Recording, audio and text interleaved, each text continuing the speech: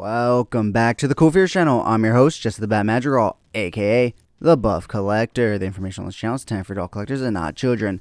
And today we are going to be taking a look at the BeastKingdom DAH-056 89 Batman. If you do enjoy this video, please remember to give it a like, share, comment, and subscribe. Jumping right on into this review, guys. Yes, we are taking a look at the BeastKingdom DAH-056 89 Batman today. Now, one thing I will say, if by the end of this video you do not understand why Mezco is taking so damn long with your 89 Batman, I don't know what to say, because this is definitely a prime example as to what happens when this Batman is rushed. But we will get into that when we get into articulation, because that's when it becomes a little more clear, although you can probably notice what I'm talking about as he's spinning around. But before we get into all that, let's go ahead and take a look at all the great accessories that this guy does come with, because despite the shortcomings of the production of this figure, he does come with a lot of great accessories. So why don't we go ahead and get started at taking a look at the alternate cowl. So it is essentially the same cowl, just with his eyes side-eyed right there. So they go ahead and give you some McFarlane Toys action right there. Just kidding, guys. He tends to do this kind of look a lot in the movies, both 89 Batman as well as Batman Returns. So you do get a separate cowl piece. As you can see, it's like the entire top cowl piece with his eyes to the side. He does come with 3 separate face plates, so you do get this neutral one right here. You do get the one that he currently has on right now, and of course you get this one right here. So that is all when it comes to alternated face plates as well as alternated cowls. Let's go ahead and take a look at his array of hands that he does come with. So in package, he does come with a pair of fisted hands. He does also come with a pair of open action hands right there, and they're really well sculpted, done. And they're really well sculpted. They do have the lines that his gloves have right there, so really well done. So like I said, open action hands right there, because we do also get a pair of open relaxed hands that he can just have lying at his side, because, well, this figure can do too many action poses. But like I said, we'll definitely get into that in the articulation review. He does come with a pair of C-grip / batarang holding hands. So that way you can hold it in between his forefinger and thumb, but as well as hold other things in a C-grip hand right there. Last but not least, he does come with a pair of trigger finger hands for his grapnel gun. So you get a right and a left one, so that way you can utilize that grapnel gun in either hand. Speaking of the grapnel gun, let's go ahead and get into all the great accessories in terms of gadgets that he does come with. Starting off with that grapnel gun right here. Despite its small size, it is just beautifully sculpted and detailed. As you can see, there's a lot of detail that comes out when you do put it under some good lighting right there. Flipping it over to this side, we do have some silver paint right there, as well as the gold paint on the actual grapnel itself. It's supposed to fold right here, you know, in real world, but this one does not fold, so don't try it, you will break it. You do also get his classic batarang right here with some silver tips on either end, and you do even get a rope attached to it that you can undo. However, I will actually be returning this one because of something. We'll talk about it later on, but I already have my replacement in, and so I'm not going to unravel this one, but it does have a decent amount of rope on there if you do want to utilize it in that way. He does also come with that kind of arm stopper that he points at the bad guy when he's coming at him, and he utilizes it to like knock him in the head or something like that. Very hard accessory to use, but he does come with it, so that's cool. And of course, he comes with his double line grapnel launcher right here. Super cool. This is removable right here on the back part, and you're gonna have to do that in order to actually attach this to his arm without the front piece actually breaking into two, because it is quite brittle. I have to admit, this accessory is quite brittle, especially with me doing it looking through the camera. I should probably just look at the gadget itself or the accessory, but it is quite brittle. But you do get some rotation right here, because as you know in the movie, this pops out to the sides and it kind of launches out to either side. But you do also get some gold I guess knives right here on the bottom. But yeah, still a really cool accessory nonetheless. That is not all in terms of accessories. He does also come with his little bat remote to stop the Batmobile and talk to the Batmobile. It does have a nice little bat emblem right there, and a little bit of silver paint and detailing in there as well. So really good detail in the accessories. It's just the suit that I have my biggest complaints with, and that's why I say try to understand Mezco, because this is not an easy suit to get down. Real quick, as you can see, his ears are folded in because in package he was pressed up against the box opposed to sitting lower in the box, allowing room for his ears. So the next accessory that we do get with him is one that I don't remember him quite using in the movie, but we do get 3 of these little ninja stars. Correct me if I'm wrong in the comments, but I don't remember Batman ever using ninja stars, but I could be wrong. We do also get this little device right here. I'm not quite too sure what this one is. Maybe it's the one that he uses in Batman Returns to, take over the Penguin's frequency.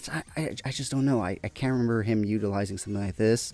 And the last thing we do get is we get 3 of these little tiny darts right here, which once again I don't quite remember him using, but we do get them in package, and we do get 3 of those. The last thing that he does come with is of course a base right here, and it is very nicely done in detail in terms of glossy black paint. As you can see, it is a fingerprint magnet right there, but it does have the classic Batman emblem right there, Batman right there, and it is a classic waist grabber. So that is it in terms of all the great accessories that this guy comes with. So why don't we go ahead and pull him off the rotating turntable so we can take a closer look at the suit and his limited articulation. Alright guys, so here we have him up close to the camera, so that way we can take a nice close look at all the amazing great detail in this guy. Now, like I said, he does have some amazing detail in his suit and everything. However, his suit is also very much the downside to this figure. Like I said, in package, he does come tightly packaged, and so he doesn't sit as low as he should, and that kind of like forces ears inward. So yeah, they do become a little disshaped and misformed right there, but you can just pull them apart, probably heat them up to keep them out and done. So yeah, his cape is a nice pleathery shell and stuff. The inside is a different material. However, there's only really wire in the front pieces right here, and it tends to cover up a lot of the suit, which I know he does in the movie and stuff, but when you have a figure like this, you kind of want to be able to show off the suit and everything, and that's the other issue with this cape, is that it kind of forces the head to pop off very easily because it doesn't leave too much room for him to really plug in. And so yeah, you got to be careful with that when you're moving the cape around, because you'll put the arms out and that'll move the cape up, and that'll in turn pop the head off. So it's a lot of Rubik's Cube work with this guy. So he does have a hard shell abbing and chest work right here. Everything else kind of softens up except for right here on his thighs, and this is where I found the biggest issue when I started articulating him. The glue is already peeling and coming off of the leg right there. This is why I had to get a replacement, and even in that replacement, it's still not perfect, but it's better than this whole thigh piece coming off. So I went ahead and decided to keep it, and yeah, go from there. But that's why I'm saying you should be happy that Mezco is taking their time on this, because as you can see, it is a pleather undersuit, and they kind of just glue these harder pieces of plastic on top. So hopefully Mezco's designing it a little bit better, putting it through a little bit more R&D. He does come with this belt. He does have a backing plate right there. Nothing to put the grapnel gun or his actual batarang, and as you saw right there, the hand did pop off because much like with the last Beast Kingdom Batman that I kind of reviewed, the hands and the pegs just aren't the best in terms of connecting and stuff. It's very difficult to get them to stay in place, but once you do get them, they do stay. So yeah, not too much else to look at the suit. Like I said, I just really wanted to point out that just the articulating of his leg has forced this piece to actually unglue and come off. So yeah, that's why I'm saying, like, Mezco, take your time and come up with something better, because this is this figure is actually probably about the same price in terms of taxes and shipping, because I believe that Batman 89 was like $112. Well, this one was $117. So it's just as expensive as a Mezco Batman 89, and it's a pretty big letdown in terms of the suit, in my opinion. You can only really pose him in a vanilla pose. If you start bending the arms, it gets very wrinkly, and yeah, it's just be patient, guys, be patient. So I guess with that being said, let's go ahead and move on into this guy's articulation. So this guy does have the same issue that Michael Keaton had in the suit, that being that he can't really turn his head or else as you see, it just kind of pops off the ball joint because there's really no space for movement. It's very slight, as you can see, and that's why they give you that alternated cowl where his eyes are sideways, so that way he can actually look to his left, or I'm sorry, his right. Like I said, the cape is wired in the front, but that is it. All the rest is not wired. So no real head articulation. You get a little bit of up and down, not too much there. Taking a look at his arm articulation, he will only go out that far because of the suit itself. He will go forward that far. He will go back that far. Butterfly hinge, rotation at the bicep, very limited by the suit though. Double hinge joint right there, but as you can see, it's already getting really wrinkled up. Rotation at the wrist, you're supposed to have hinging up and down, in and out with that wrist peg. However, the gauntlet is a separate piece and it does kind of hinder that movement on the wrist itself.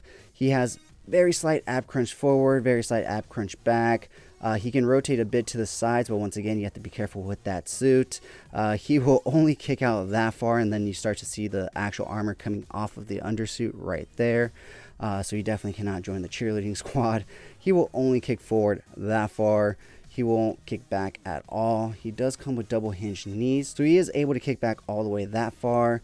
Taking a look at his ankles, they do have a slight ball rocker hinge. It's very touchy. This is a separate piece. This isn't part of the boot itself, so there's not really boot rotation. His ankles will go down that far, up that far, and he does come with toe articulation. So that wraps it up for this guy's articulation. Alright guys, so that has been my review of the BeastKingdom DAH-056 89 Batman. Let me know down in the comments below, what did you think of this figure?